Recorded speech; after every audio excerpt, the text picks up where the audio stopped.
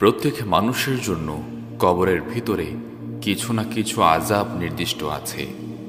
তবে যারা দুনিয়ার জীবনে এই ব্যাপারে সতর্ক থাকে তাদের কবরের আযাব খুবই সামান্য হয়ে থাকে। আর যারা ইহা অবিশ্বাস বা অবহেলা করে ও অসতর্ক থাকে তাদের উপরে ভীষণ আযাব হয়। এই সম্পর্কে মহান আল্লাহ তাআলা পবিত্র কুরআন মাজিদে ঘোষণা করেছেন, সানুআযিবুহুম মাররাতাইন, অর্থাৎ আমি তাদেরকে দুবার শাস্তি প্রদান করব, একবার কবরে ও একবার দোজখে। হযরত রাসূলুল্লাহ সাল্লাল্লাহু আলাইহি ওয়াসাল্লাম বলেছেন, কবরে বিভিন্ন প্রকারের আযাব হয়ে থাকে।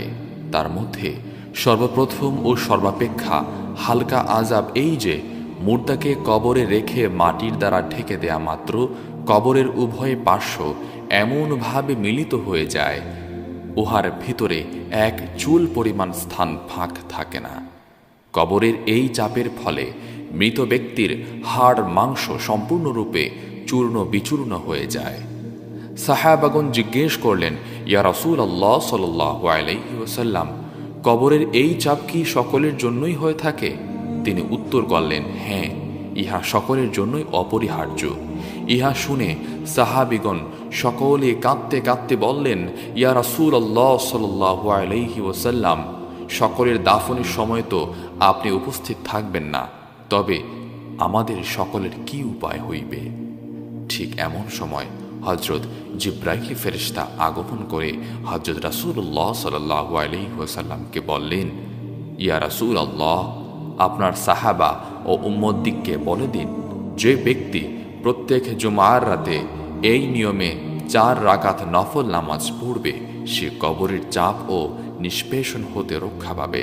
উক্ত নামাজের নিয়ম হল, প্রথম রাকাতে সূরা ফাতিহা একবার ও 80 বার সূরা ইখলাস, দ্বিতীয় রাকাতে একবার সূরা ফাতিহা ও 60 বার সূরা ইখলাস, তৃতীয় রাকাতে একবার সূরা ফাতিহা ও 40 বার সূরা ইখলাস এবং চতুর্থ রাকাতে একবার সূরা ফাতিহা এবং 2 বার সূরা ইখলাস পাঠ করে একই নিয়তে 4 রাকাত নফল নামাজ আদায় করবে।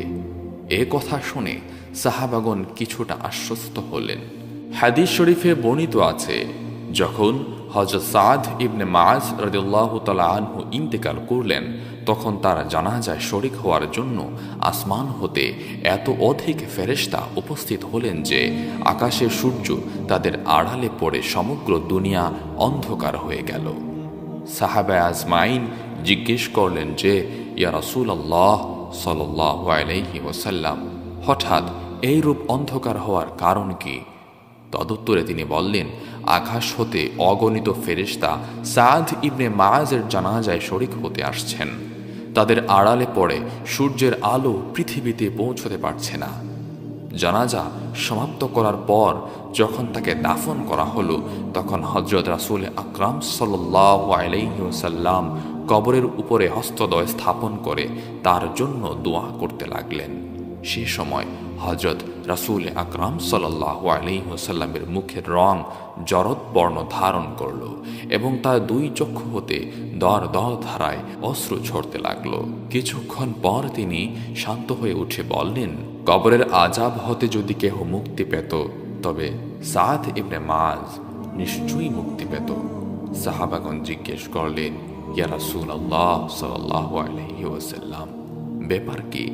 তিনি উত্তর করলেন, সাদকে দাফন করা মাত্র জাহান্নামে 70টি দরজা তার কবরের দিকে উন্মুক্ত করে দেয়া হলো এবং জাহান্নাম হতে অসংখ্য সাপ, বিচ্ছু ও জ্বলন্ত অগ্নি কবরের দিকে আসছিল এবং কবরের উভয় পার্শ্ব একত্র মিলিত হয়ে তাকে চাপ দেওয়ার চেষ্টা করেছিল। ইতিমধ্যে মহান আল্লাহ পাকের তরফ হতে আদেশ হলো যে, হে কবর, ক্ষান্ত হও, আমি আমার প্রিয় হাবিবের মুখে বিবর্ণ দেখতে ইচ্ছা করি না। কবর ও দুজক তখন ক্ষান্ত হল, জান্নাতের দিকে কবরের দরজা খুলে দেয়া হলো।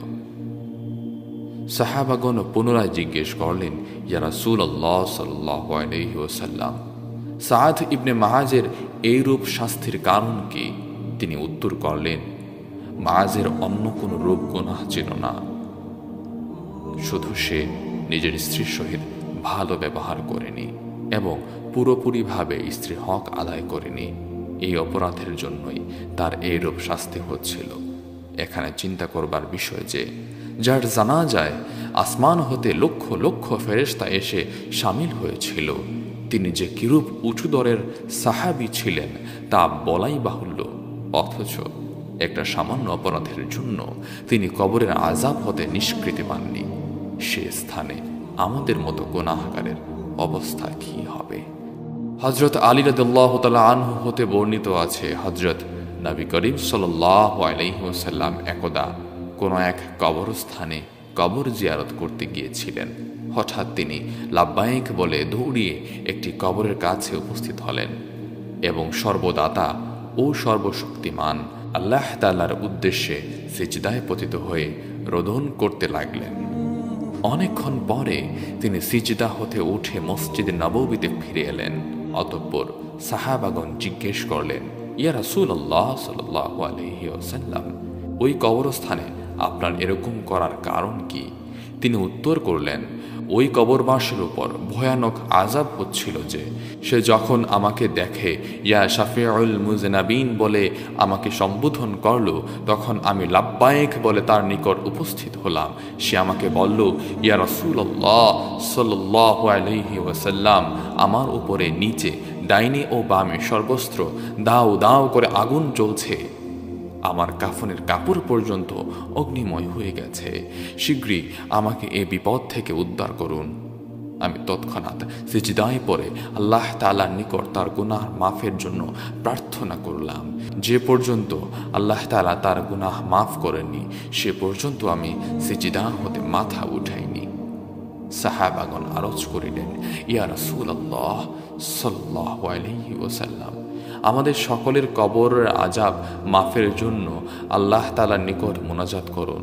ঠিক এমন সময় হযরত জিবরাইল আলাইহিস সালাম এসে জানালেন, ইয়া রাসূলুল্লাহ সাল্লাল্লাহু আলাইহি ওয়াসাল্লাম, আপনার সাহাবা ও উম্মতদেরকে জানিয়ে দিন, যে ব্যক্তি প্রত্যেক জুমার রাতে এই নিয়মে 2 রাকাত নফল নামাজ পড়বে, আল্লাহ তাআলা তার কবরের আযাব মাফ করে দিবেন।